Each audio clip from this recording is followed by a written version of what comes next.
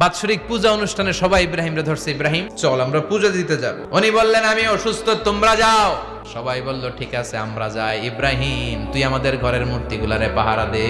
তো সাইয়েদনা ইব্রাহিম অবাক, কি রে এত মূর্তি, এত ভাবে আর অঙ্গভঙ্গি করে আছে, এত খাবার দেয়া, খায় না কেন? উনি ভাবলেন ওরা হয়তো খেতে পারে না, নাগাল পাচ্ছে না, কিংবা আমারে দেখে লজ্জা পাচ্ছে।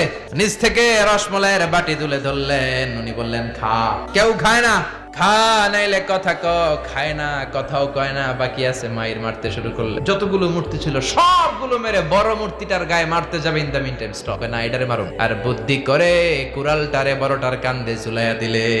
বিকেল বেলা পূজা মণ্ডপ থেকে সব এসে দেখে সর্বনাশ। ইব্রাহিম সর্বনাশ কে কইছে? আমি করি নাই। ওই দেখ কুড়ালটা কার কান্দে, বড়টার কান্দে, ওইটারে জিগা।